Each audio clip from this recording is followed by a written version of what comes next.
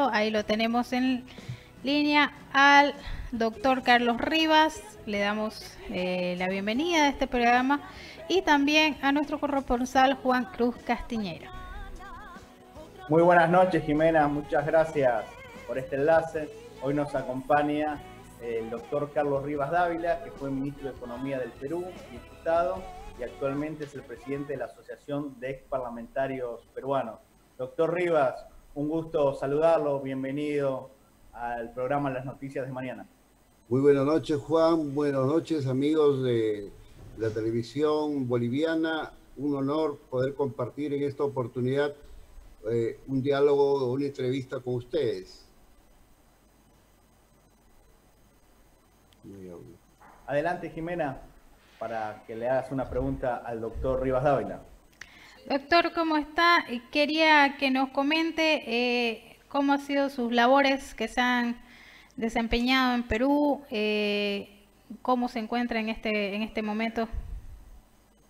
Bueno, el país, Perú, está viviendo una situación bastante difícil como muchos países latinoamericanos, pero especialmente aparte de la pandemia que nos afectaba a todos, también tenemos una crisis política, una crisis de carácter sanitario y una crisis social. Entonces, en este sentido, ya también se avecinan nuestras elecciones en el mes de abril para tener un nuevo presidente de la República que reemplace al actual presidente transitorio, el ingeniero Sagasti.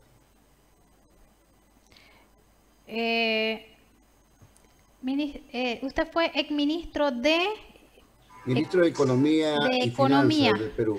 ¿Cuánto le afectó la pandemia a la economía peruana? Yo sé que a nivel mundial ha sido desastrosa, ha causado estragos, la pandemia del COVID, pero en Perú particularmente, ¿cómo es que afectó y cómo llega Perú a las próximas elecciones? Bueno, en principio, en relación a la pandemia, nuestra economía ha sido duramente golpeada. Los organismos internacionales como el Banco Mundial, el Fondo Monetario y también las autoridades propias de Economía y Finanzas del Perú están señalando que aproximadamente nos afectará en el Producto Bruto Interno en un 12.9%, que es demasiado alto, pero se estima que hay una rápida recuperación, sobre todo que ya se están reactivando algunos sectores productivos y esperamos que a partir del primer trimestre, como lo ha señalado el nuevo ministro de Economía, podamos ya tener indicadores positivos que permitan volver en cierta forma a recuperar algunos niveles económicos que nosotros habíamos tenido ya en varios años, pero con esta situación pues nos empeoró duramente, ¿no? ¿Qué medidas cree usted que debería tomar el gobierno actual y el gobierno que va a entrar para reactivar de manera más rápida la economía? Bueno, estamos en dos frentes. Uno, por el lado de la reactivación económica de corto plazo para impulsar pequeñas y medianas inversiones y también la gran inversión que se da a través de la minería, a través de la infraestructura de transportes y los sectores productivos en general que permitan apoyar este impulso reactivador que nos ha afectado a todos, sobre todo a la clase trabajadora, donde hay algunos cientos de miles de trabajadores que han perdido su trabajo, ¿no? Entonces, esta situación esperamos que permita al nuevo gobierno tener ya por lo menos algunos indicadores positivos y sobre todo que al 28 de julio del próximo año el Perú está celebrando 200 años de la independencia por nuestro generalísimo José de San Martín. Doctor, en Perú hay una particularidad muy parecida a Bolivia, que hay muchos trabajadores que viven del día a día, trabajadores informales. ¿Cómo se hace para que esta gente, después de meses sin trabajar como venían acostumbrando a hacer, no caigan en la línea de pobreza? Bueno, hay algunas políticas que se están diseñando, sobre todo de carácter tributario, de apoyo a la pequeña y mediana empresa y a las MIPES, que le llamamos así, porque realmente concentran varios millones de trabajadores y pequeñas familias que a su vez les va a permitir una mejora en la situación económica que la han venido perdiendo justamente a raíz del cierre de muchas empresas, la disminución de trabajadores, etcétera, y que implica precisamente adoptar, como nosotros decimos, una política de guerra para enfrentar esta situación y volver nuevamente ya después a una etapa de un crecimiento más sostenido de la economía peruana. La última pregunta por mi parte. Tanto el gobierno argentino como el gobierno peruano y ahora este nuevo gobierno boliviano están impulsando políticas de subsidios con la creación de bonos. ¿Cómo se puede hacer para lograr pasar de una economía subsidiaria de bonos a una economía de producción y de desarrollo, no solo para el Perú, sino para nuestro continente? Claro, los bonos han sido una parte de, podríamos decir, paliar la situación crítica de las poblaciones más pobres.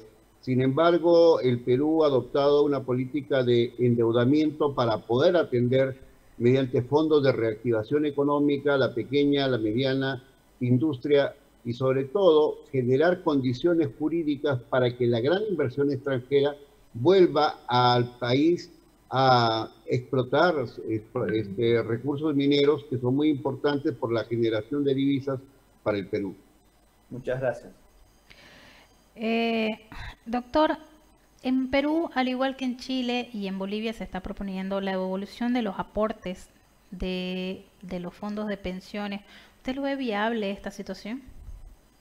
Bueno, o sea, hay dos mecanismos de aportación de los trabajadores en el Perú. Una es a través del fondo de la AFP conocida, que sí han permitido recuperar algunos dineros que tenían los trabajadores como parte de su ahorro de jubilación.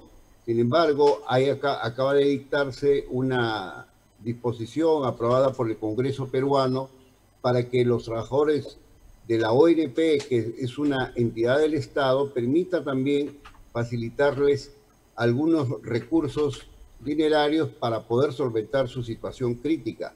Sin embargo, el presidente actual ya anunció que va a observar esa ley y va a remitir al Tribunal de Garantías Constitucionales este dispositivo y prácticamente se frustrarían muchos trabajadores de poder o pensionistas y jubilados poder percibir estos ingresos.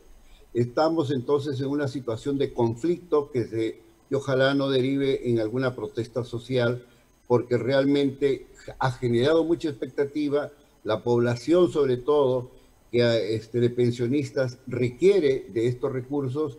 Lamentablemente, por el momento se ha señalado que el Congreso de la República no tiene iniciativa de gasto y esto privaría de poder atender esta situación. Vamos a ver, ojalá pueda resolverse con buen criterio, porque si bien pueden haber falta de liquidez con los recursos del erario nacional, sin embargo, con estos niveles de endeudamiento al que está llegando el Perú, podría a lo mejor atenderse esta situación. Pero desde su punto de vista, ¿es bueno para la economía o es malo para la economía? Porque, bueno, por ejemplo, si lo vemos del lado de las personas... Por lo menos ingresos que faciliten la demanda de la población, claro, y atender las necesidades básicas afectadas justamente por el problema del COVID-19, teniendo en cuenta de que la población de pensionistas, que es muy numerosa, sin embargo, sus recursos son muy bajos. Y por otro lado, es el hecho mismo de que la caja fiscal no dispone por el momento de esos recursos, según lo señalan los propios organismos del Estado, vale decir el Banco Central de Reserva y el Ministerio de Economía y Finanzas, que sería el que daría los recursos. Frente a esta situación, justamente se están tratando de buscar algunas alternativas, porque esto ya fue aprobado hace unas horas en el Congreso peruano y se necesita atender y sobre todo tratar de evitar cualquier problema de protesta social que puede derivar en serias consecuencias como las que hemos visto en estos días con motivo de la protesta que se generó por parte de trabajadores del sector agrario hacia algunas empresas exportadoras de productos agrícolas. Muchas gracias, Carlos, por esta participación en el programa Noticias de Mañana que se emite en un prestigioso canal de Santa Cruz, en Bolivia.